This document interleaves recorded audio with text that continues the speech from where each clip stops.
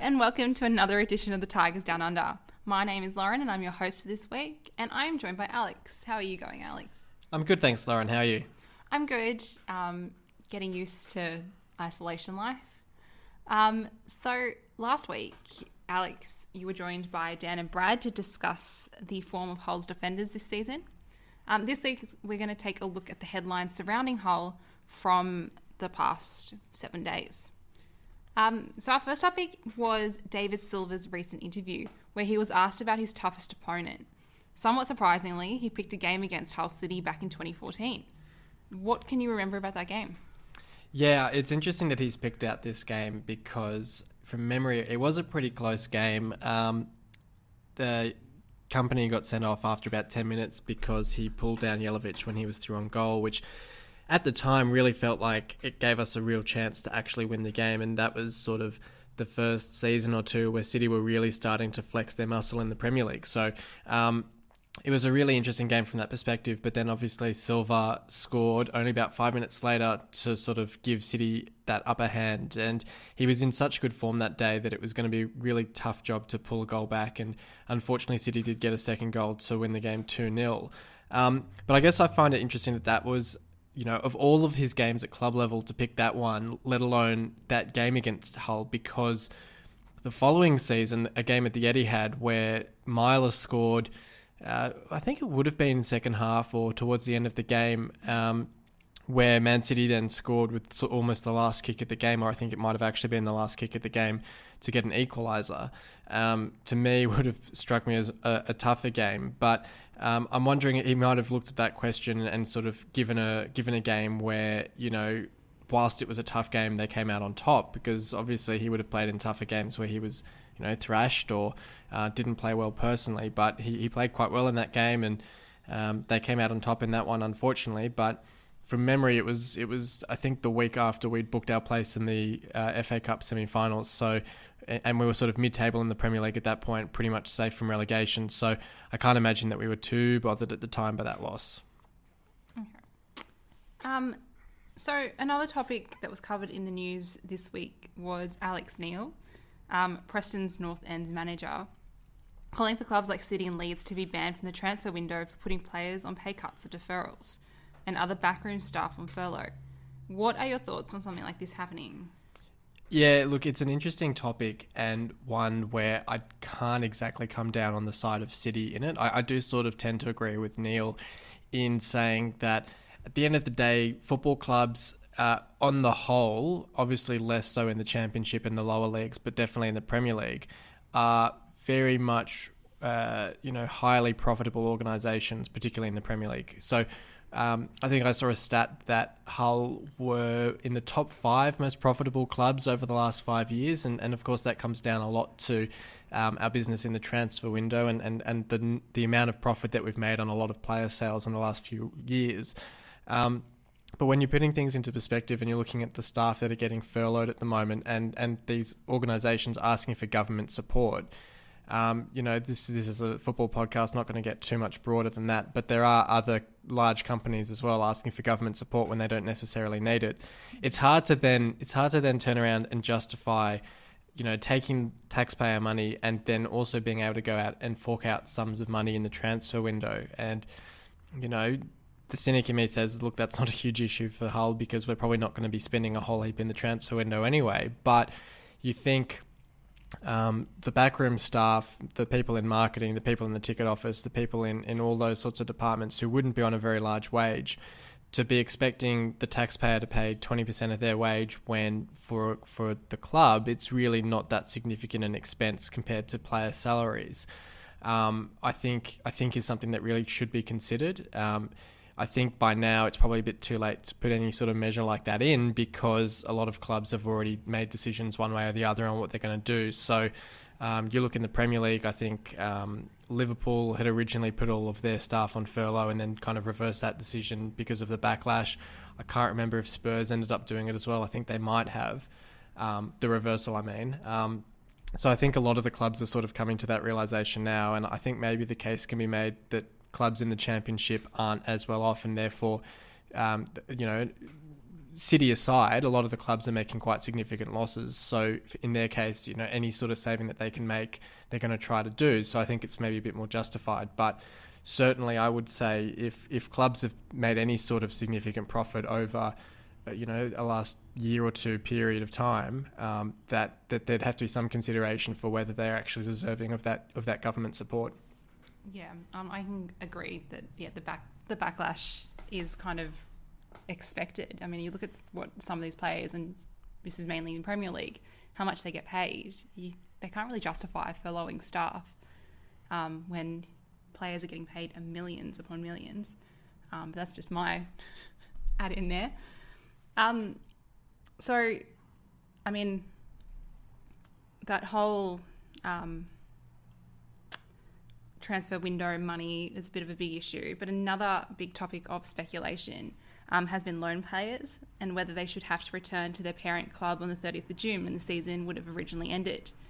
Peterborough have however said that Marcus Maddison is free to stay with City after this date, so he can complete the season with us. Do you think this should be more widely adopted? Yeah, it's a topic that we've sort of touched on the last couple of weeks.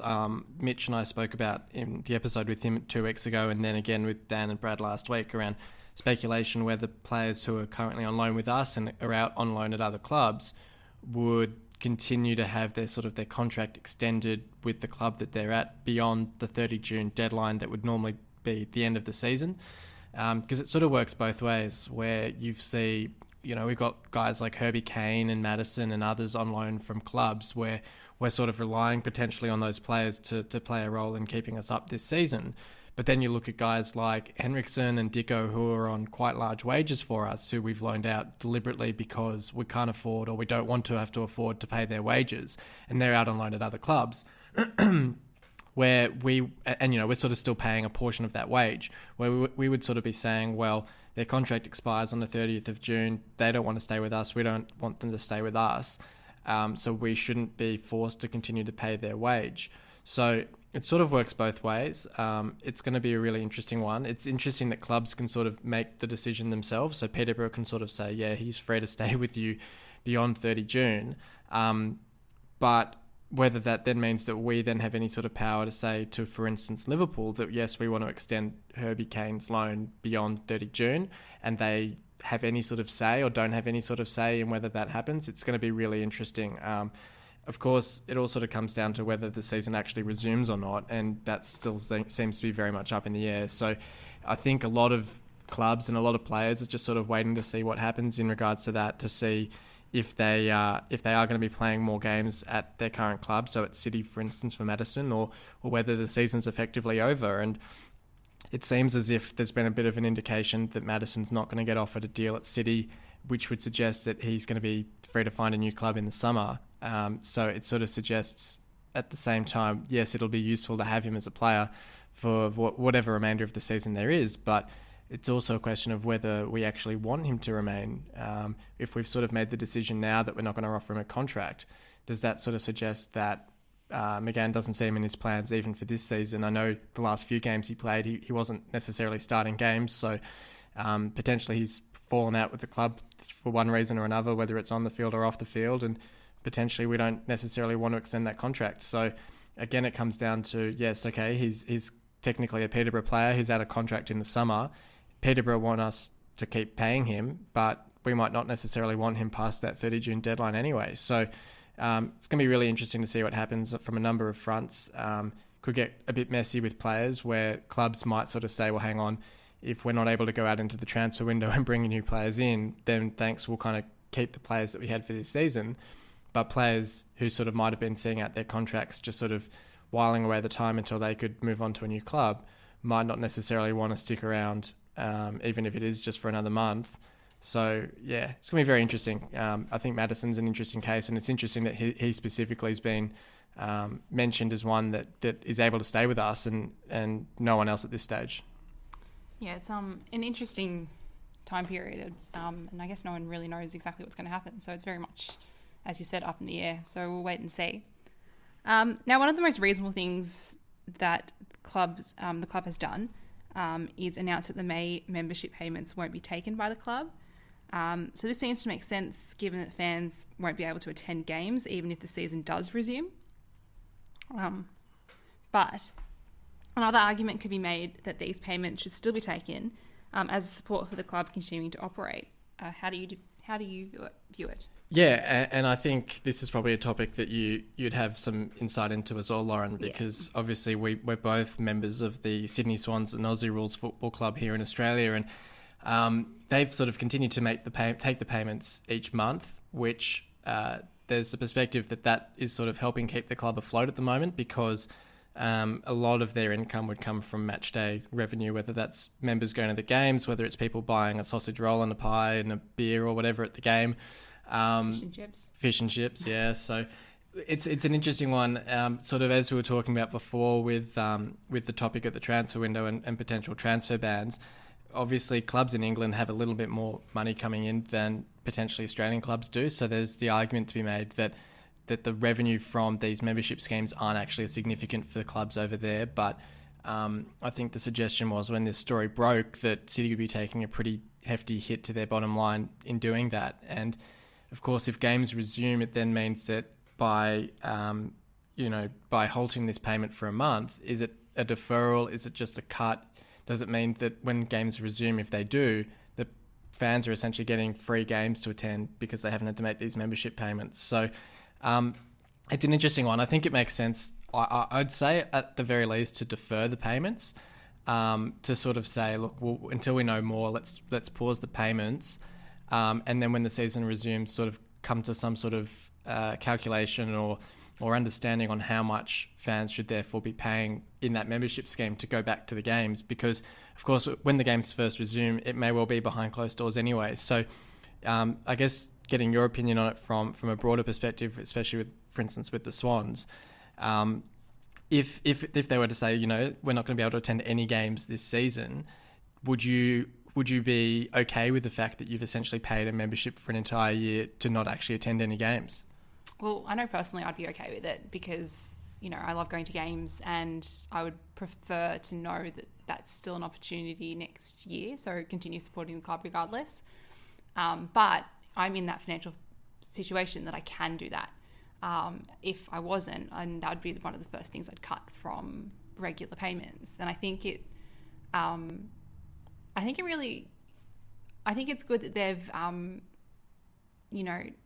said that membership won't be taken by the club for this month, but at the same time, it should be optional. I mean, I get why they're doing it. It is a really good thing, but some people out there are probably still in this situation where they can support and will want to support because they want to see their club continue. I think it'd be really interesting to get the actual facts and figures and see how much revenue is made essentially through these memberships and whether it does actually impact. And yeah, it might be different in England to what it is here with the AFL, where a lot of the revenue is built by us going to games. And so by not having games, they are being impacted. So yeah, as I said, I'm happy to do it on my end. I think if we were living in Hull and Hull members, I'd probably continue doing it too. But yeah, I think it should be an opt-in thing. Like, here's the go. You do what you want to do. However, I do think it's really great that the club have just said, you know what, there's no games, no payment. We'll move on and see what happens, and take it week by week, which is what everyone's doing. Yeah, definitely. I think that's a really good point as well about the potential for it to be an opt-in or opt-out sort of feature, where for people that do want to continue to support the club and do want to have that opportunity, they can do that without it being sort of I guess, kind of having to go out of your way to give money to the club. They could just say, look, if you're in a financial position where you can't afford to make these membership payments, you can freeze your payments, no issues, and you can resume it as soon as we start more broadly charging people once games are back or whatever. But by doing that, then you give people the option that if they do want to support the club and they feel like, people, I guess, have that sort of sense of community with these clubs where you go along to the game every second week and you're supporting the team, that these membership payments in the absence of games, that's sort of your way of supporting the team. And you see the club is reaching out through social media and doing other things where they release videos of the players. So you're still kind of feeling that community with them through that. And you can sort of feel like those membership payments are your contribution to these guys, as much as, realistically speaking, the amount of money that you're paying each month isn't it's a tiny fraction of their wage. So you're not that connected, but it's still that sort of psychological sense of actually still having that connection to the club in the absence of everything else at the moment. So it's an interesting one, and I can definitely see both sides of it, from the financial perspective, the good PR and all of that from freezing the payments. So it's just going to be really interesting to see what happens as this situation drags on, and the longer we don't know what's going on, I guess that's the harder it is. I think once we start to be able to see an end to it, or see a timeline where we come out of it the other side, I think things become a bit easier to plan. Well, thank you everyone for listening to this week's episode of the Tigers Down Under. This has been your wrap up of all the headlines that you may have missed this week. So we'll be back next week to go through City's midfield. So we hope you join us for that. Don't forget to give us a like if you're listening on YouTube. Leave a comment, retweet the episode.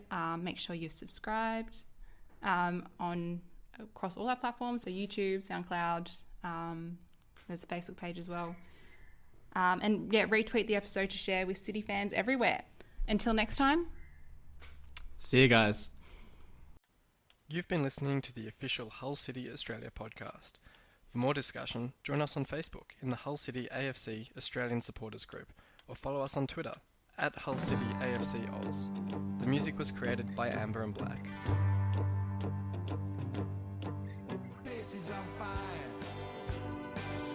Going higher and higher.